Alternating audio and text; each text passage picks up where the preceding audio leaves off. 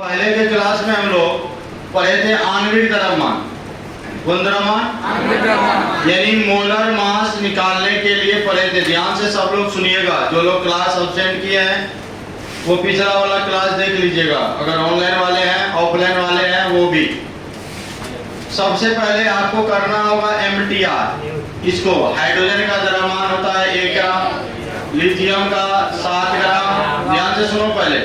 Carbon का 12 ग्राम, nitrogen का 14 ग्राम, oxygen का 16 ग्राम। ध्यान से सुनोगे। हाँ बोलो। बोरॉन भी 11 ग्राम, सोडियम 23 ग्राम, मैग्नीशियम 24 ग्राम, एल्युमिनियम 27 ग्राम, फास्फोरस 31 ग्राम। बहुत सारे का द्रव्यमान है, लेकिन तत्काल इतना आप याद रखो कि अब इनमें क्या करेंगे, हमको आणविक द्रव्यमान निकालना। ध्यान दो, क्योंकि अभी हम दो चीज फॉर्मूला बताएंगे। अगर आपको आणविक द्रव्यमान नहीं आती है, यानी आप आणविक द्रव्यमान नहीं निकाल पाते हैं, तो मैं लिख के दे दूंगा आगे, आपको एक भी चीज समझ में नहीं आएगी। एक भी चीज समझ में नहीं आएगा। इसलिए सबसे बड़ा इंपॉर्टेंट बात यह है कि आपको आणविक द्रव्यमान याद होना चाहिए। आणविक द्रव्यमान निकालने के लिए होना चाहिए। और आणविक द्रव्यमान वही याद कर सकता है, वही बना सकता है, वही निकाल सकता है जिनको ये याद है। क्योंकि आणविक द्रव्यमान अणु के द्रव्यमान को कहते हैं। किसके द्रव्यमान को? अणु के द्रव्यमान। कोई भी अणु, कोई भी यौगिक के द्रव्यमान जो निकालेंगे वो आणविक द्रव्यमान होगा। अब वो कैसे निकालेंगे, जैसे एक उदाहरण लेते हैं। जैसे आप जल का फॉर्मूला बोलते हो तो जल होता है H2O। 2 हाइड्रोजन है, 1 ऑक्सीजन है, इनके द्रव्यमान को जोड़ दो। तो भैया आणविक द्रव्यमान निकालेंगे तो आणविक द्रव्यमान निकालना है, या सिंपली इसको हम लोग M बोलते हैं, बराबर। हाइड्रोजन कितने हैं? 2। हाइड्रोजन के द्रव्यमान कितने? 1 ग्राम। यहाँ लिखा 6 भैया, प्लस ऑक्सीजन का 6। ऑक्सीजन के द्रव्यमान 16 ग्राम, तो हो जाएगा 2 ग्राम प्लस 16 ग्राम बराबर हो जाएगा 18 ग्राम। ये जो 18 ग्राम निकला है ये आणविक द्रव्यमान निकला है। क्या निकला भाइयों? ये आणविक द्रव्यमान निकला है। ये 16 ग्राम और 2 ग्राम जोड़े तो क्या हो गया? 18 ग्राम जो निकला है, ये क्या निकला है? आणविक द्रव्यमान। समझ में आई बात? समझ में आया? ये याद होना चाहिए। हाइड्रोजन 1 ग्राम, लिथियम 7 ग्राम, बोरॉन 11 ग्राम, कार्बन 12 ग्राम, नाइट्रोजन 14 ग्राम, ऑक्सीजन 16 ग्राम, सोडियम 23 ग्राम। इस तरह का याद होना चाहिए।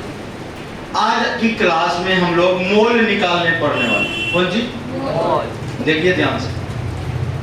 मोल यानी आज जो हम लोग पढ़ने वाले हैं वो क्या पढ़ने वाले हैं? मोल। मोल क्या होता है? इससे पहले हम लोग पढ़े हैं?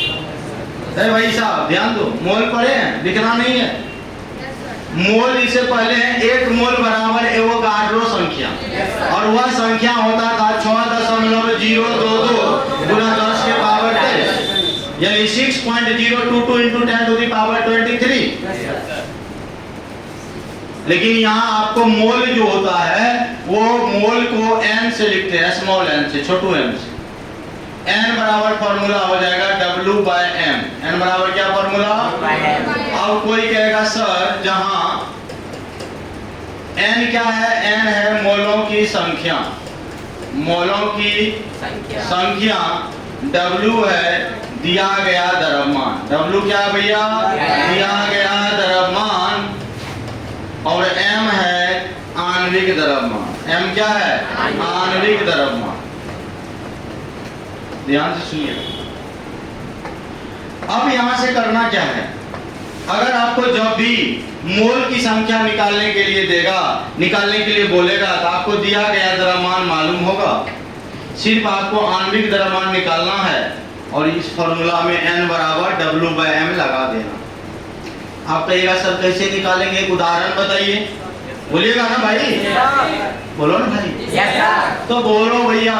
हम एक क्वेश्चन लिए। क्वेश्चन है 32 ग्राम मीथेन में, मीथेन का फॉर्मूला आता है CH4 में मोलों की संख्या क्या होगी? मोलों की संख्या क्या होगी? कितना ग्राम है भैया? 32 ग्राम। तो भैया हम लोग सॉल्यूशन जब करेंगे तो क्वेश्चन को पहले पढ़ेंगे। कोई भी क्वेश्चन बनाओ पहले उसको पढ़ो, क्वेश्चन का क्या रहा। क्वेश्चन कह रहा है 32 ग्राम मीथेन है, लिखो मत, समझो 32 ग्राम मीथेन है, यानी मीथेन का दिया गया द्रव्यमान कितना? 32 ग्राम। यानी आप यहाँ W बराबर 32 ग्राम बोल सकते हैं, बोलो हाँ या ना? क्योंकि क्वेश्चन ये कह रहा है 32 ग्राम मीथेन है। और मीथेन का फॉर्मूला क्या होता है भैया? आणविक द्रव्यमान M बराबर निकाल लेंगे। कार्बन 1 इसका द्रव्यमान 12 ग्राम, और प्लस हाइड्रोजन 4 है, इसका द्रव्यमान होता है 1 ग्राम, तो हो जाएगा 12 ग्राम और प्लस 4 ग्राम बराबर कितना? 16 ग्राम। आपको W भी मालूम, M भी मालूम, तो देर किस बात की? N बराबर फॉर्मूला कहेंगे, हम लोग जानते हैं N बराबर सर जी W/M होता है। N बराबर क्या होता है? N बराबर W/M। और W के जगह पे इसको पकड़ो 32 ग्राम, यहाँ ले आओ, यहाँ कर दो 32 ग्राम, अब बटा कर दो 16 ग्राम, ग्राम ग्राम शहीद हो गया, 16 दूना 32, यानी आपका 2 मोल, ग्राम तो रहा नहीं, शहीद हो गया। आंसर कितना हुआ? 2 मोल। समझे क्या? यदि द्रव्यमान दिया जाए और कहेगा मोल निकालो, आप यही फॉर्मूला लगाओगे, N बराबर W/M। N बराबर W/M हो जाएगा। और बता दे क्या? एक उदाहरण और बता दे। देखो दूसरा क्वेश्चन आपके स्क्रीन पर अब लिख रहे हैं, 5.85 ग्राम NaCl में मोलों की संख्या क्या हो? मोलों की संख्या क्या होगी? मिटा नहीं है, जादू से उसको ले आएंगे। देखो जादू भी जानते हैं।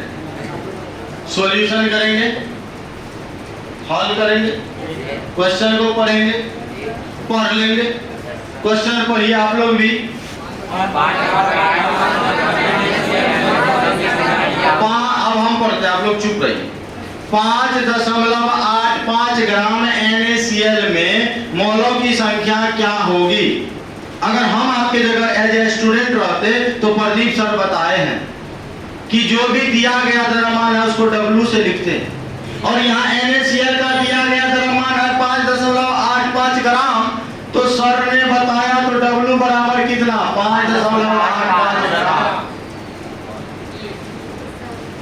उसके बाद एक ही चीज तो करना पड़ता था, M का मान निकालना पड़ता है, यानी आणविक द्रव्यमान निकालना पड़ता है बच्चों। तो भैया NaCl का आणविक द्रव्यमान निकालना पड़ेगा। हम लोग कहेंगे M बराबर सर सोडियम के द्रव्यमान और क्लोरीन के द्रव्यमान को जोड़ देंगे तो ये NaCl का द्रव्यमान आएगा।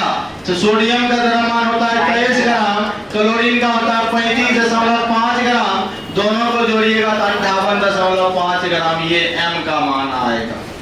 यानी आपने W दिया गया है, आप में M का मान आपने निकाल लिया, और आप तो जानते हो N बराबर जानते हो आप W/M। W लगा दो 5.85 ग्राम और M लिखा दो 58.5 ग्राम।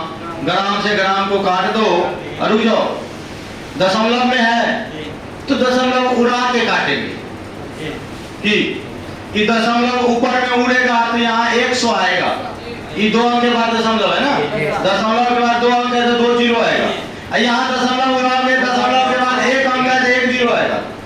अब यहाँ पर देखो भैया, यहाँ हो गया 585 गुना 10, यहाँ पर हो गया 585 गुना 100, 585 कैंसिल, 1 जीरो कैंसिल, 1/10 यानी 0.1 मोल।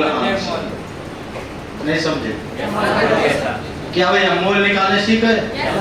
इस पर 10 होमवर्क मिल जाए? सब लोग बना गइएगा? पक्का? देखो भैया 10 होमवर्क देते हैं। क्वेश्चन है आपका, अल्लाह नहीं करो, निम्न में मोलों की संख्या ज्ञात करें। मोलों की संख्या ज्ञात करें। 1 2 3 4 5 6 7 8 9 10। देखो मोल जब भी निकालोगे ना भाई, W का मान दिया रहेगा, सिर्फ आप M निकालो, N बराबर W बाय M वाला फॉर्मूला पे डाल दो, काट कुट दो, बन जाएगा। जैसे पहला क्वेश्चन है 1200 ग्राम यूरिया, डायरेक्ट फॉर्मूले लिख देते हैं, NH2CO NH2, ये यूरिया का फॉर्मूला। 4.9 ग्राम H2SO4, ताकि आपको आणविक द्रव्यमान फॉर्मूला का निकालने में आसान होगा। 490 ग्राम H2SO4, 180 ग्राम ग्लूकोज C6H12O6,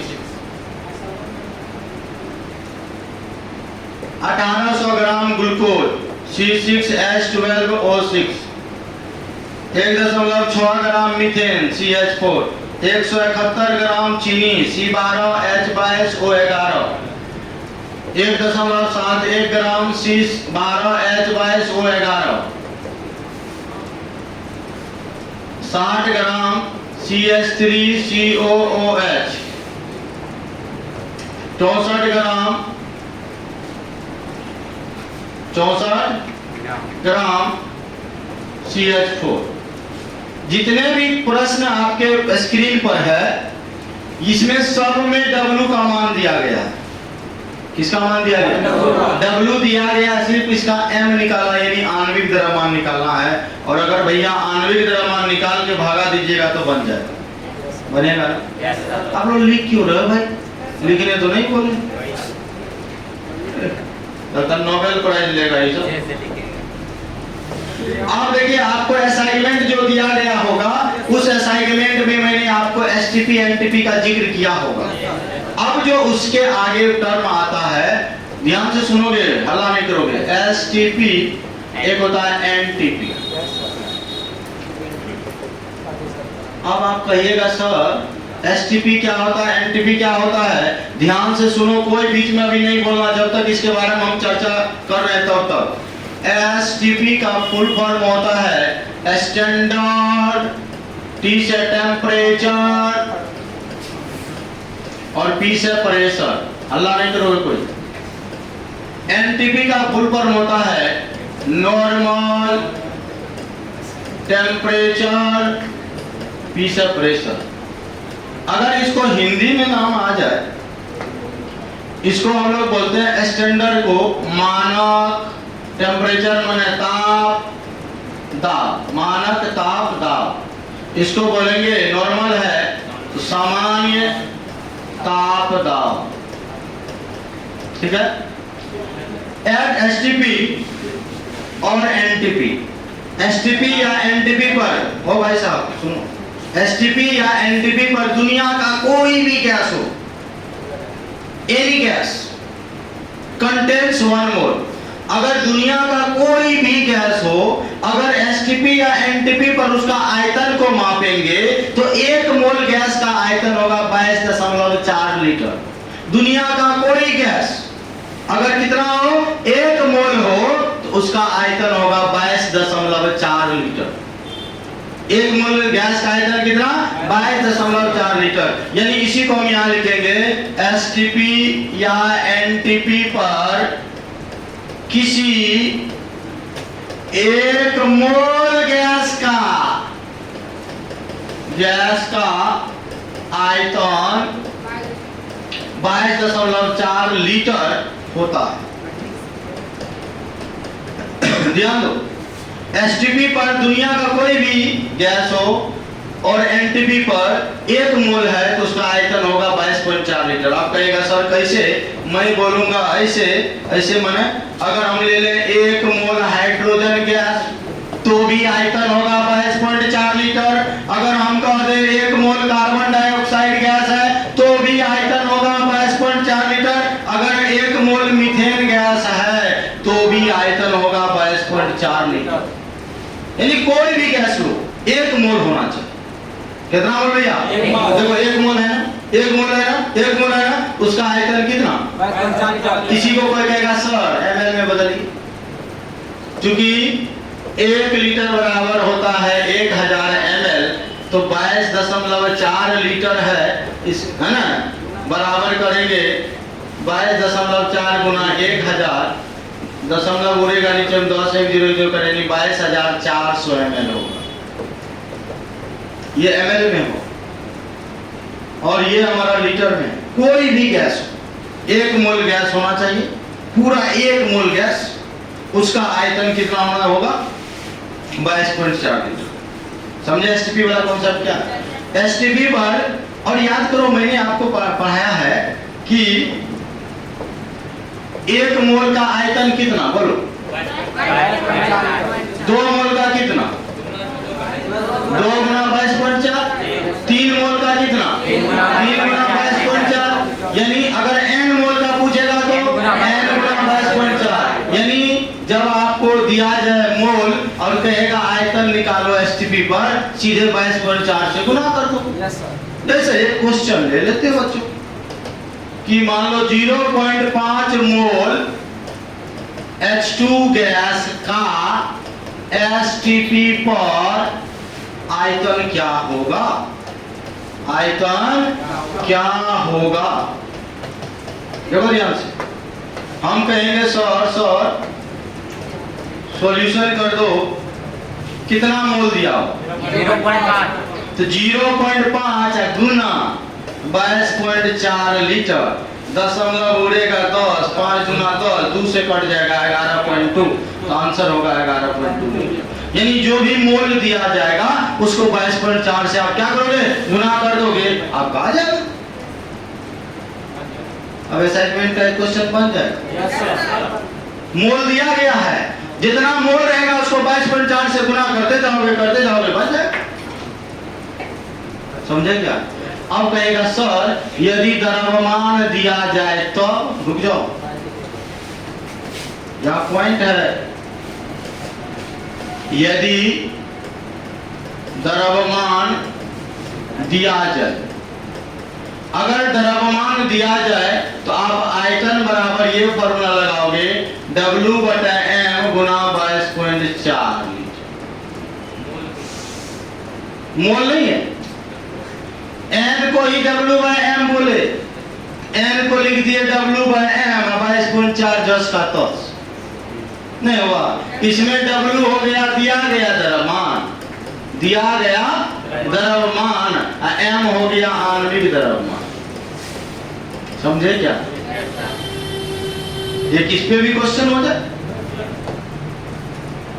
कहता है 8 ग्राम H2 गैस का एनटीपी पर या एसटीपी पर कुछ कुनो दुलुम से कुनो आयतन क्या होगा?